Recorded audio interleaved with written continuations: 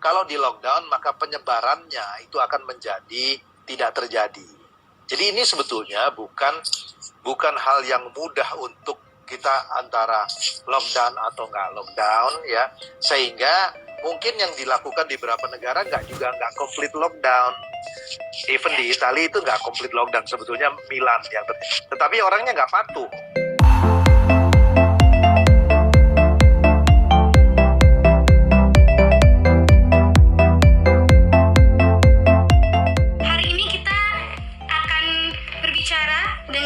Berbincang-bincang dengan Bapak Muhammad Khatib Basri tentang dampak ekonomi, dan aku lagi berusaha untuk berhubungan dengan beliau. Bisa kita bakal live bareng. Oke, mungkin saya pendek aja ya, nanti jadi kita bisa banyak di sana ya.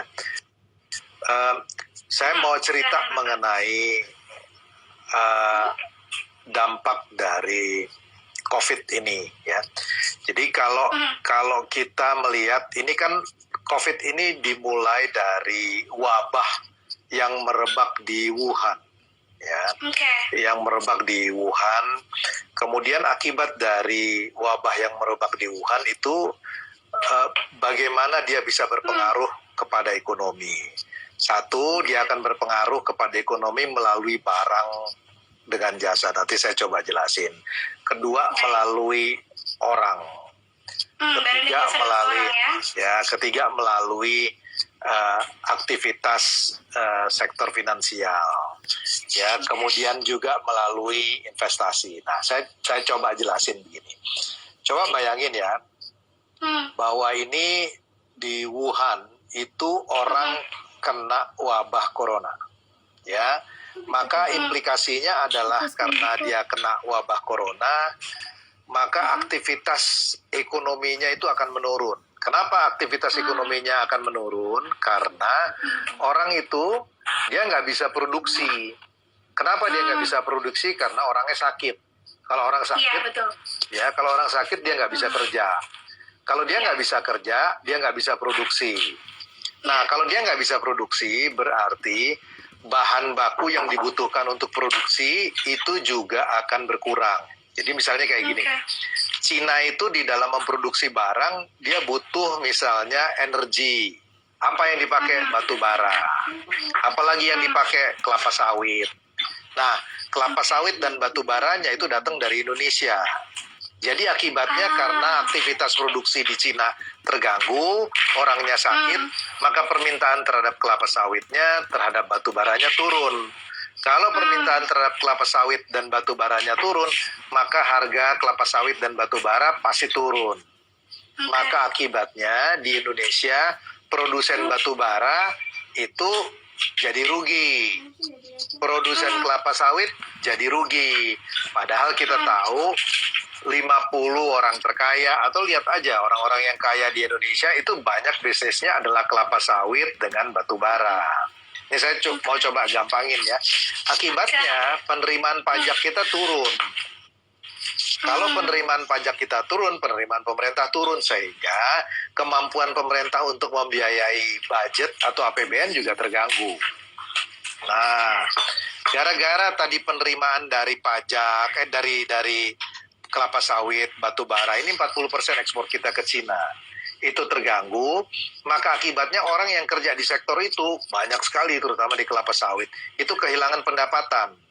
Kalau dia kehilangan pendapatan, dia kehilangan income, dia nggak bisa konsumsi, maka konsumsinya turun. Kalau konsumsinya turun, maka si investor bilang, ngapain saya tambah produksi kalau yang minta nggak ada, maka investasinya turun. Akibatnya terjadilah perlambatan ekonomi, itu yang disebut sebagai demand shock. Ya, demand shock. Nggak berhenti hanya dari situ. Cina itu juga memproduksi barang yang akan digunakan untuk bahan produksi di negara lain. Saya kasih contoh misalnya, dia bikin komponen, dia bikin chip dalam komputer, dia bikin macam-macam. Nah, mungkin negara seperti Korea, seperti Jepang, seperti Eropa, itu kalau dia mau bikin handphone, dia mau bikin komputer, itu bahan komponennya datang dari Cina. Karena Cina orangnya kena wabah, dia nggak bisa produksi, akibatnya dia nggak bisa supply komponen itu. Akibatnya produksi di banyak negara itu nggak bisa diproduksi kalau bahan bakunya nggak ada. Nah, termasuk di Indonesia, kita tergantung dari Cina apa? Salah satunya adalah bawang putih. Makanya pada waktu bulan Februari itu harga bawang putih naik karena Cina nggak bisa supply ke sini. Jadi inilah yang disebut sebagai supply shock. Kombinasi dua hal ini, di mana demand shock dan supply shock, ya, itu yang kemudian membuat bahwa perekonomian dunia termasuk perekonomian Indonesia itu kena karena alasan yang tadi saya jelasin. Nah, sekarang pertanyaannya adalah seberapa jauh perekonomian Indonesia kena? Dari estimasi yang dilakukan oleh ada dua orang ekonom di Australian National University, namanya Warwick McKibben dengan Fernando Roshan, itu dia memperkirakan bahwa dalam kondisi kalau pandeminya, kalau wabahnya itu nggak terlalu parah, Indonesia itu bisa tumbuh 3,7%. Hanya 3, sekarang tuh kita tumbuh 5%. Berarti kita turun 1,3.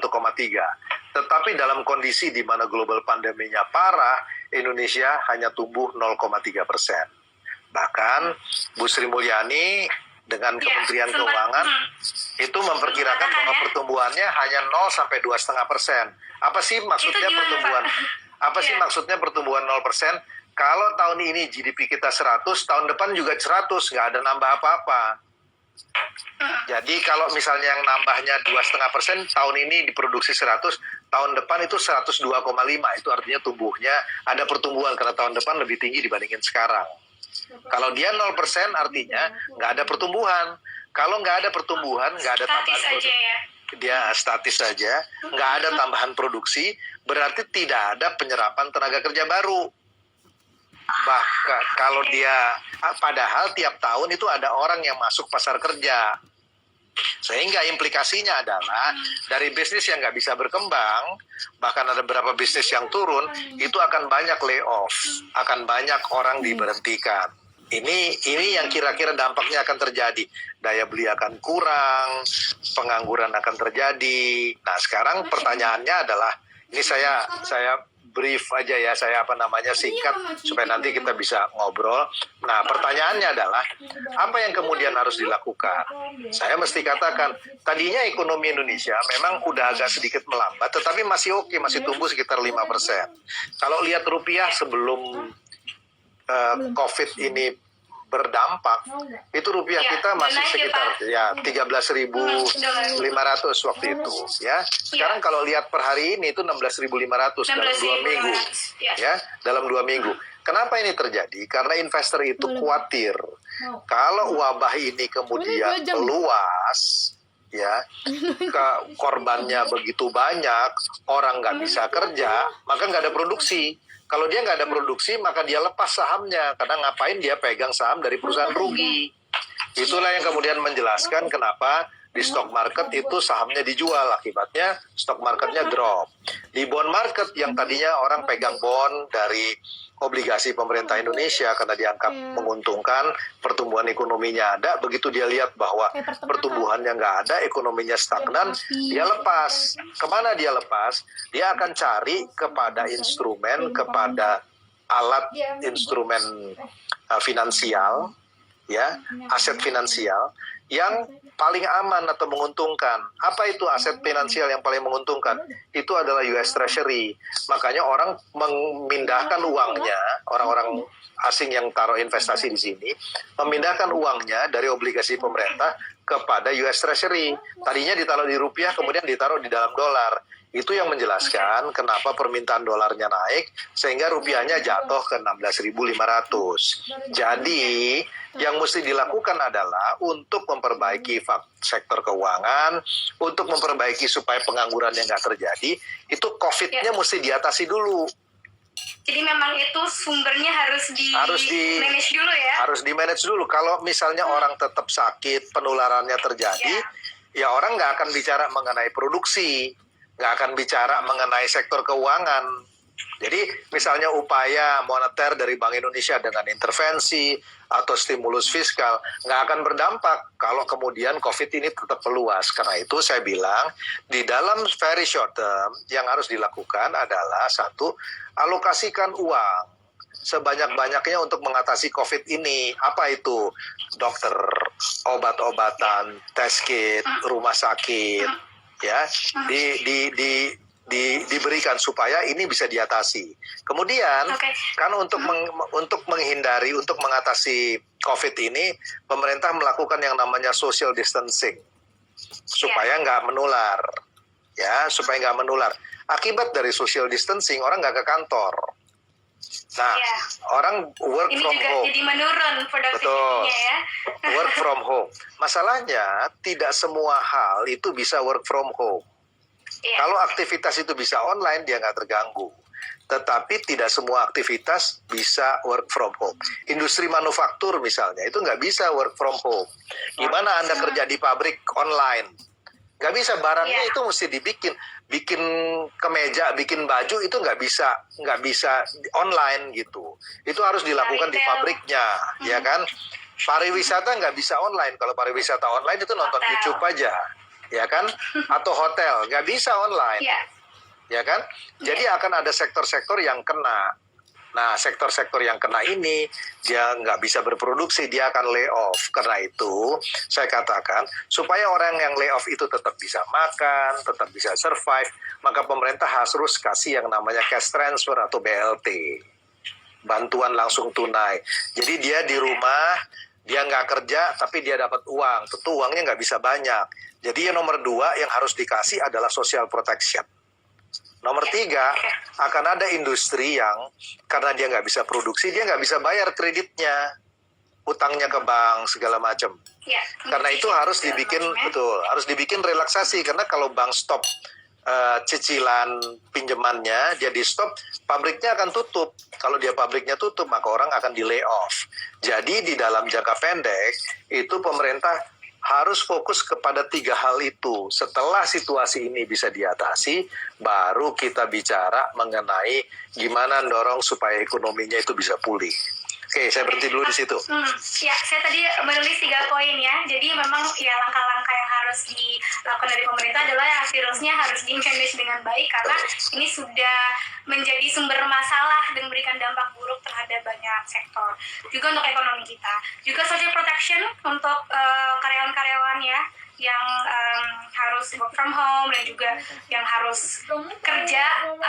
Sebenarnya yang wajib kerja sebaiknya bisa social distancing tapi tetap diberikan upah. Juga relaksasi untuk pembayaran yang harus membayar ke bank dan segala macam itu ya. Alokasi kesehatan ini kan kalau APBN itu 5% ya, kalau APBD 10% sesuai undang-undang. Menurut Bapak nih, apakah itu sudah cukup atau kurang mengingat lagi dengan adanya situasi COVID-19 ini? Itu kan 5% kita bicara mengenai seluruh sektor kesehatan. Sekarang Kilan, ya, kita ngomong dengan angka deh ya. Sekarang supaya kita punya bayangan. Angka orang yang meninggal di Indonesia itu sekitar 50-an ya, benar ya? 50-an atau 60-an sekarang angkanya. Saya nggak ngikutin per hari ini. Kalau nggak salah kemarin itu sekitar 50-an. Ya, sekitar 50-an. Nanti dikonfirmasi kembali. Ya, nah, death rate itu adalah jumlah orang yang meninggal dibagi dengan orang yang kena coronavirus. Itu 8%. Ya, 8%. Itu Indonesia tinggi sekali. Karena di banyak negara itu death rate-nya sekitar 3%. Kenapa Indonesia ini bisa tinggi? Mungkin penyebabnya karena yang terdeteksi terinfeksi virus corona itu belum banyak. Jadi jumlah yang meninggal dibagi yang terdeteksi, karena yang terdeteksinya masih kecil, maka death rate-nya tinggi. Kalau kita menggunakan death rate-nya comparable atau sebanding dengan negara lain 3%, ya, jumlah yang meninggal itu 50, ini matematika SMP, ya, maka saya akan dapat jumlah orang yang terdeteksi itu 50 dibagi 3%. Ya, itu adalah 5.000 dibagi 3, hampir sekitar 2.000 orang. Padahal sekarang itu yang jumlah terdeteksinya masih sekitar, kalau yang terlapor itu mungkin sekitar 600-an. Jadi kalau kita pakai death rate-nya 3%, mungkin angkanya itu sekarang hampir mendekati 2.000. Ya, saya nggak tahu berapa numbernya. Ini banyak orang yang bikin kalkulasi. Yang saya mau bilang adalah, coba bayangkan Kalau yang kena itu 10.000, terus rumah sakitnya mau di mana? Dokternya cukup nggak? Terus kemudian obatnya cukup nggak? Sekarang aja udah mulai dibikin yang bisa datang itu kalau Anda nggak demam, Anda nggak bisa sekarang di ini karena kapasitas dokternya terbatas. Rapid test kitnya itu masih juga terbatas. Ya kan, mungkin rapid test kitnya ada tetapi paramediknya itu terbatas. Bayangkan kalau dia sekitar 10.000 atau kemudian dia naik lagi jadi lebih tinggi, itu kapasitas rumah sakitnya gimana, kapasitas dokternya gimana, kapasitas test kitnya gimana. Itu kalau pemerintah mau nambah dia butuh uang, belum lagi obatnya. Ya, belum. Ini semua ini membutuhkan biaya yang sangat besar. Itu baru dari segi kesehatan. Kemudian orang yang tadi saya bilang nggak bisa kerja karena dia nggak bisa work from home. Perusahaannya itu stop aktivitasnya. Supir ojol, buruh, pedagang keliling itu harus dikasih bantuan. Kalau nggak dia nggak makan. Ya, kita nggak bisa niru Hong Kong. Hong Kong itu setiap citizen above 18 years old, di atas 18 tahun itu dapat $1.000 cash. Kita nggak mungkin segitu. Jadi yang dilakukan adalah bantuan pangan non tunai, itu yang tadinya orang dikasih 150.000, sekarang dinaikin dia dapat 200.000 satu bulan. Karena jumlahnya besar sekali. Bu Sri Mulyani bicara mengenai kemungkinan bantuan langsung tunai 80 juta orang. Kalau kamu 89 juta orang, kalau kamu 90 juta dikalikan 200.000 aja itu jumlahnya udah besar sekali. Ya, untuk COVID saja pemerintah harus merealokasikan dana itu 62 triliun. Nah sekarang kita baru bicara mengenai ini, belum bicara yang lain-lain. Sehingga implikasinya ini membutuhkan biaya yang sangat besar. 5% itu adalah secara aturan untuk seluruh sektor kesehatan. Sebagai gambaran, Gilan, ini Cina ketika dia melakukan stimulus untuk COVID, dia itu kira-kira spend 110 billion US. 110 billion US itu kalau exchange rate-nya 15.000 aja, saya belum hitung 17.000, 16.000 sekarang, itu 1.700 triliun. Bayangkan 1.700 triliun, kenapa? Karena Cina penduduknya itu gede. Ya, 1,3 miliar orang, Indonesia 250, tapi Indonesia itu 1/5 Cina. Jadi kalau kita bicara comparable dengan Cina, itu mestinya kita 1/3, 1/5 dari 1.700 triliun. Itu kita bicara sekitar 300 triliun. Padahal ini dana yang pemerintah bisa sampai saat ini hanya 60. Jadi memang ini harus ditingkatkan ya. Ini memang harus, persoalannya adalah uangnya dari mana? Ya kan? Uangnya dari mana? Ini yang kemudian akan nimbulin, sehingga makanya kemarin di rapat dengan dengan Badan Anggaran itu pemerintah diizinkan untuk defisitnya boleh naik lebih dari 3%. Oke.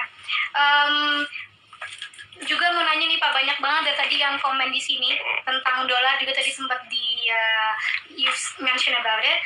Kan kita udah mencapai 16 ribuan ya per hari ini. Masyarakat cemas nih Pak, bakal ada krisis nggak ya seperti tahun 98 ini kira-kira? Gini, ini pertanyaan yang saya nggak bisa jawab karena akan tergantung dari durasi berapa lama COVID ini. Ya, kalau vaksinnya ditemukan, kemudian COVID ini bisa diatasi, dia mereda, maka itu situasi ekonominya akan membaik. Karena penyebabnya ini datang dari COVID. Saya tadi bilang sama Gilan, ingat 3 minggu lalu itu rupiah nggak apa-apa. Ya, rupiah masih itu masih di sekitar 13,5. Tetapi begitu kemudian terjadi dengan COVID-nya macam-macam, itu seluruh dunia. Orang di awal tahun itu masih bicara mengenai pertumbuhan ekonomi Amerika di Amerika yang cukup baik. Saya ingat itu akhir Januari saya di Davos di dalam World Economic Forum ya. Itu ketemu dengan ekonom-ekonom dari berbagai negara di dunia. Itu kita masih bicara mengenai bahwa ekonomi Amerika itu kuat. Saya ingat perbincangan saya dengan dengan dua orang ekonom dari Harvard namanya Carmen Reinhardt dengan Ken Rogoff. Itu mereka masih mengingatkan saya pada waktu ini bahwa Amerika ini ekonominya kuat sekali ya, dan kemudian itu yang akan membuat nanti bahwa globalnya masih akan relatif baik. Itu saya ingat tuh. Kemudian terjadi berita bahwa ada corona di Wuhan. Kita belum terlalu terlalu lihat isu itu. Itu saya ingat 25-26 Januari waktu itu di Davos. Kemudian dalam waktu seminggu begitu korban di Wuhan meningkat, China di lockdown, tiba-tiba disruption terjadi. Nah, orang kemudian, sejak itulah pasar uang dan macam-macam itu jatuh. Jadi kita mesti address isu ini. Jadi kembali ke pertanyaan kamu adalah, apakah akan terjadi krisis? Tergantung secepat apa ini bisa diadres. Jangka waktunya mungkin Pak, kalau misalnya dia bisa sampai 6 bulan, amit-amit worst case scenario, semoga enggak, apakah itu possibility-nya ada?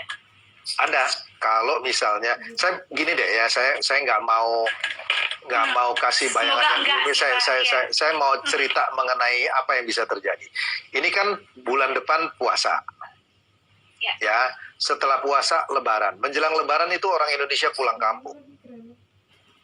Ya, kalau dia pulang kampung, kemudian itu dari kota ada sebagian yang infected by corona, dia bawa wabah itu ke desa, itu makin susah ngatasinnya. Kenapa? Karena fasilitas kesehatan di desa itu nggak tersedia.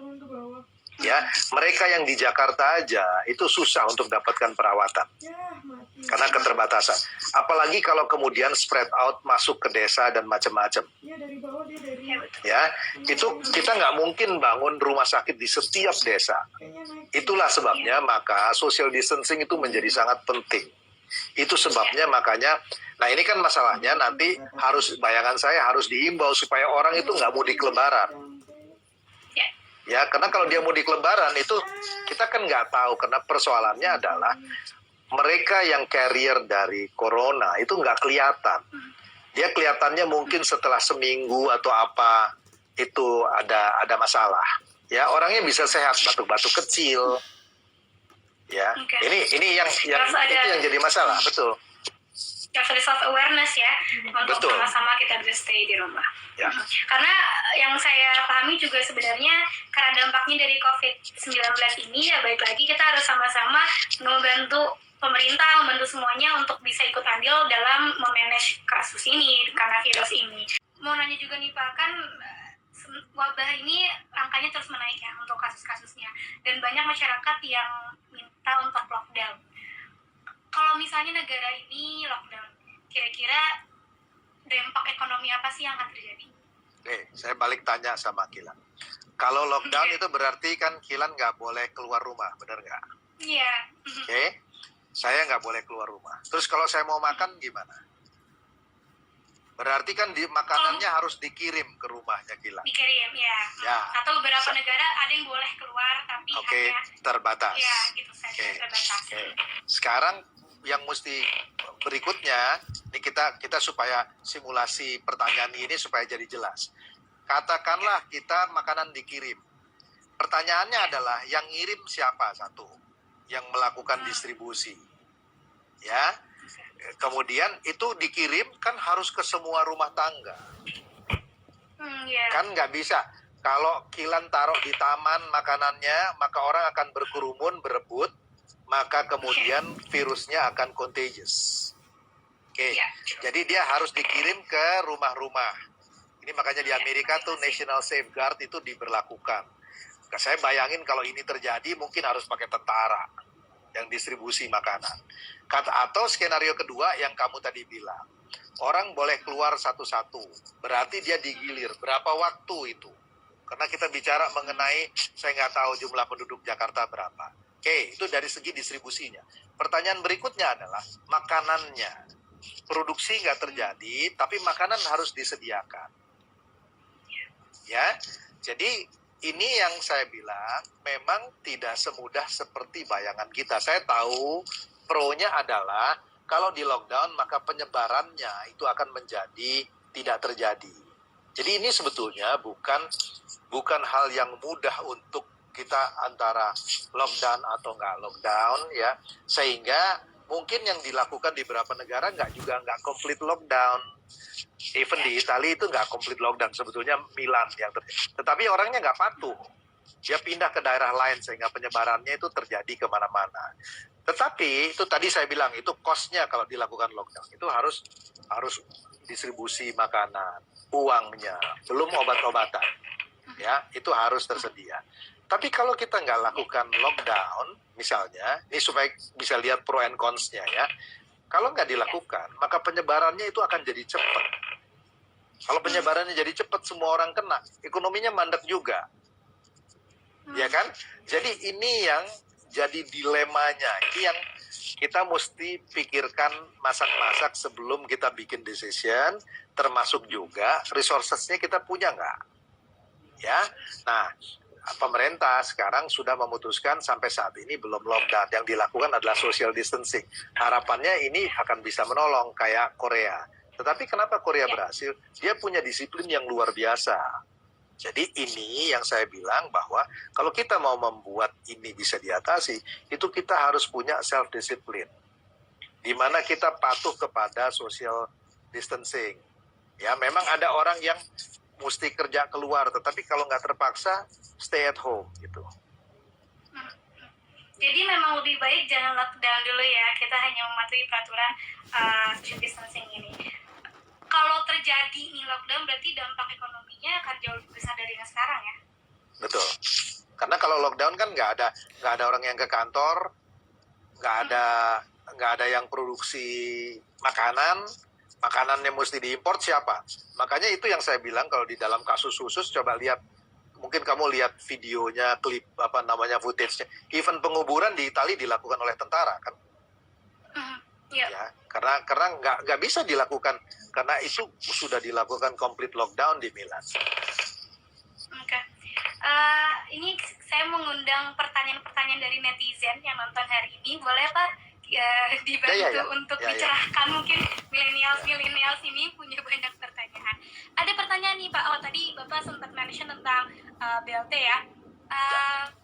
Ada dari Prismadan bertanya, bagaimana sih mekanisme BLT yang paling tepat dalam situasi saat ini? Mungkin prosesnya kali ya, atau gimana yang paling cepat? Sebetulnya data kalau untuk BLT itu ada di satu institusi yang namanya TMP2K. TMP2K itu tim penanggulangan, saya nih di Republik ini terlalu banyak singkatan, tapi intinya tim penanggulangan kemiskinan. Ya, itu adanya di kantor Wapres. Jadi dibikin waktu zamannya Pak Budiono sebagai wakil presiden di sana. Ya, itu dia mendata mengenai orang miskin. Jadi dari data itu kemudian uangnya diberikan. Waktu zaman itu, saya kebetulan 2013 saya distribute BLT. Kita belum secanggih sekarang. Jadi pada waktu itu uangnya bisa dikirim melalui kantor pos. Karena bank tidak semua di semua desa ada. Nah, kalau kantor pos itu ada. Makanya kalau kamu kirim surat sampai ke desa itu ada.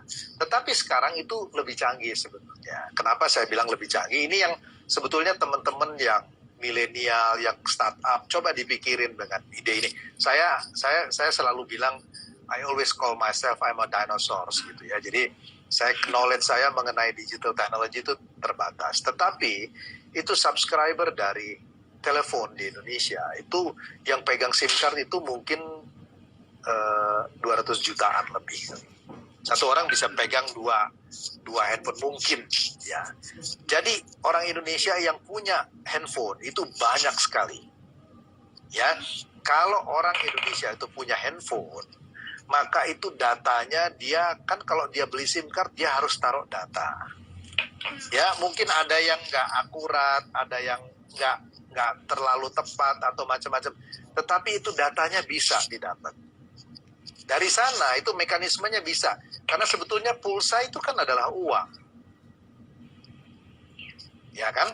Jadi itu kan wallet sama dengan namanya GoPay, sama dengan yang namanya OVO, macam-macam lah. Itu kan wallet dari digital technology. Jadi ini sebetulnya ide-ide seperti ini itu bisa dimanfaatkan di mana uangnya bisa didistribute. Kalau toh salah atau meleset, dia dapat sama orang yang nggak perlu sebenarnya. Nggak apa-apa juga. Di dalam situasi seperti ini, yang dibutuhkan sebetulnya bahkan Universal Basic Income, namanya UBI. Di mana orang itu kalau di Hong Kong, itu semua orang di atas usia 18 tahun dibagi aja. Nggak apa-apa, karena orang itu lebih baik kita bikin error. Orang yang mestinya nggak dapat jadi dapat, ketimbang orang yang mestinya dapat itu nggak dapat. Ya, itu error type 2 namanya. Ya, jadi uangnya disebut dengan begitu, at least mereka yang butuh protection itu bisa dapat, dia bisa hidup. Tadi kamu ngomong berapa, 6 bulan atau berapa? Worst case scenario-nya setahun, itu yang harus disiapkan. Hopefully not. Tapi ya memang harus precaution.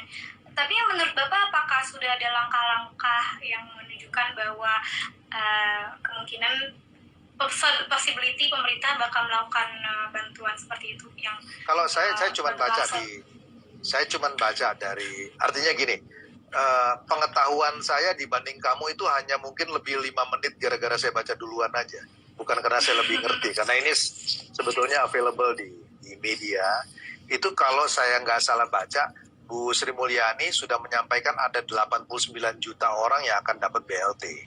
Kalau angkanya sampai sudah 89 juta orang, ya itu kan berarti sudah di-prepare. Mengenai kapan didistributnya saya nggak tahu. Itu pemerintah mesti nanti jelaskan gitu.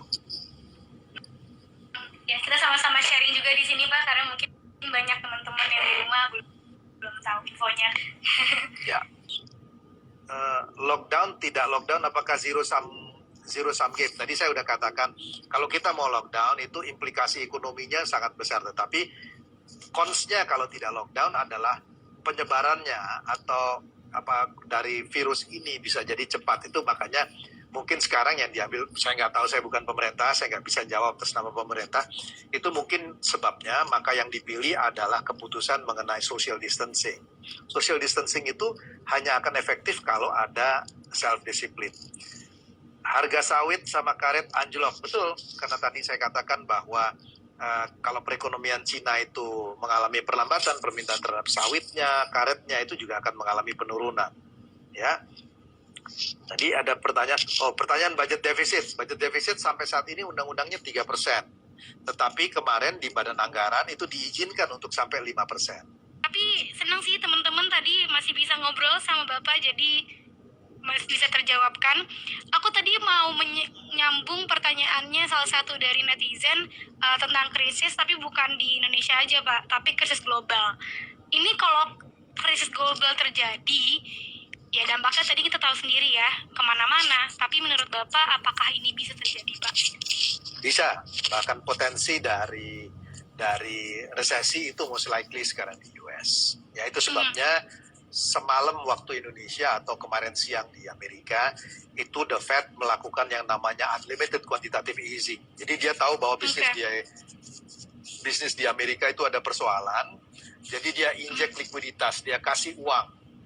Ya, jadi gini, BLT tapi buat perusahaan, supaya orang itu berusaha punya. Jadi bondnya perusahaan ngeluarin obligasi, itu dibeli oleh central bank-nya sehingga perusahaan itu bisa punya uang. Itu yang namanya quantitative easing. Tujuannya supaya perusahaan bisa punya uang supaya aktivitas ekonominya masih bisa jalan. Baik, oke. Dan itu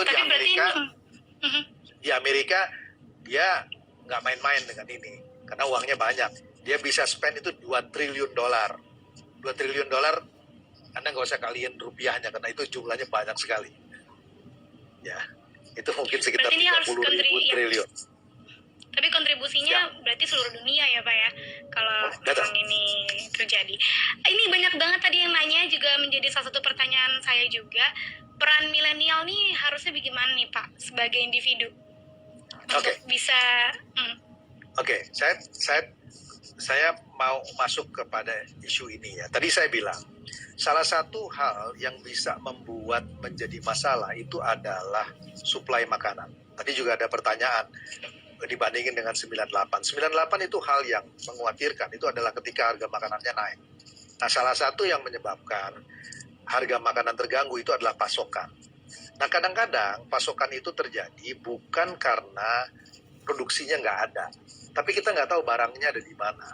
Jadi semua orang, misalnya gampangnya gini, semua orang lari ke pasar induk, harga beras di pasar induk itu tinggi.